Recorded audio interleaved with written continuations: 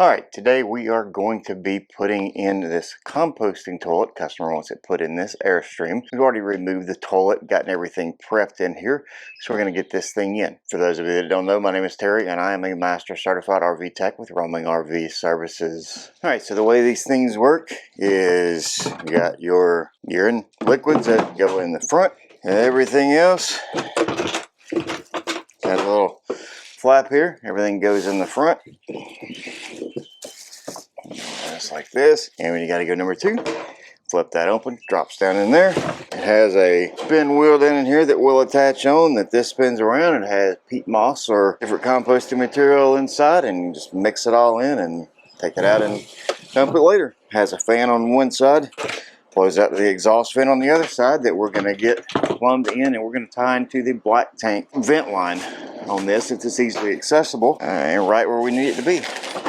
So let's go inside and get everything prepped inside. So as you can see, we've already removed the toilet. What we do when we remove the toilet is, you'll see a lot of people on DIY videos that'll use a thing from Home Depot or Lowe's that put in and you just spin it down. This we've actually put in a 3-inch sewer termination cap and sealed it into the black tank, so nothing is going to come back through. This has already got a water supply line. We're going to tuck it up in place since it's has a shut-off valve, so in case they want to go back to it. And then this one, for easy access, right inside this spot here is where the black tank pipe, vent pipe is going to be, so we're going to get that out.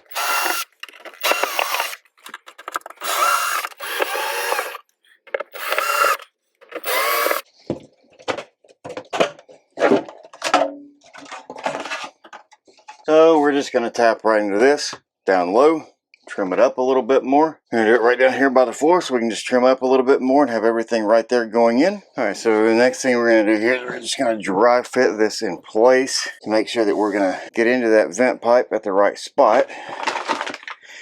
This is going to be a very tight fit. It bolts down to the floor with these brackets, and then these right here just spin into the side of the toilet. You can take the toilet out at a later time. The way this vent line is going to be, it is going to be quite difficult to fit everything in this spot. So I'm glad we're putting this in first and then running the vent after the fact, because I'm going to have to make some markings.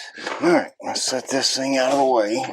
Alright, now since I've got such a tight space over here, I'm going to go ahead and get the hose connected to this.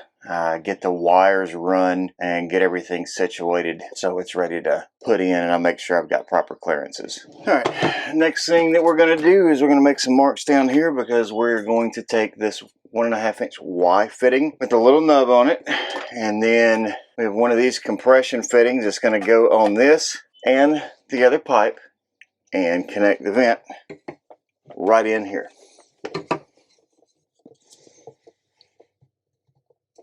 Because this is behind a cover, we're also going to put a couple dots on the wall. That way we know if the vent moves from the roof, exactly where we're putting it back, so we don't affect raising or lowering from the roof.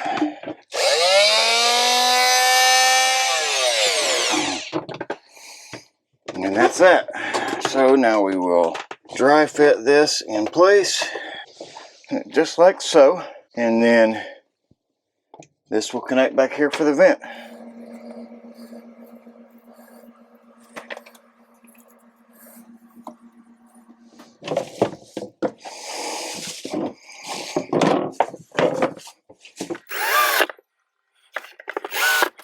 Alright, last thing that we've got here is to wire in our 12-volt power to make this thing work, and that's going to be the trick on this, because there's 12-volt power in here, but there's been wiring and different stuff done to this, and I gotta find it, so let's go on a fishing expedition.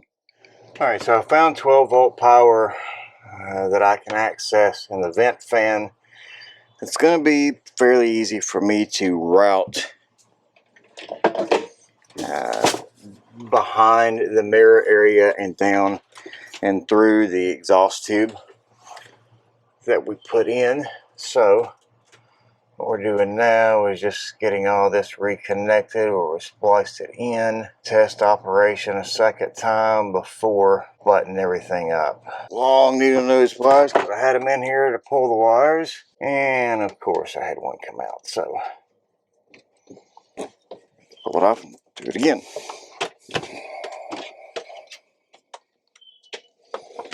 Give ourselves plenty of extra here. Alright, so I do have power down there, and route that way in a minute. Next thing we're going to do is I'm going to put this one back in the wire nut that was in it, because it's a wider wire here. Alright, tuck all that. Make sure that everything here is still working. The old loud fan still comes on, and the fan is working. So next thing we're going to do is try to push back a little bit here and fish, if I can, to right there. This is the only thing that we can do right here.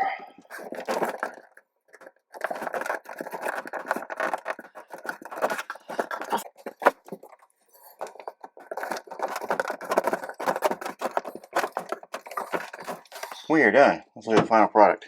Alright, final product, we got the toilet in, bolted down. What we did is we vented back here on the back.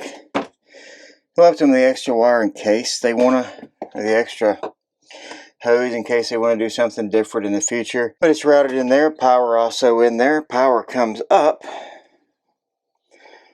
all the way hidden, all the way up through here.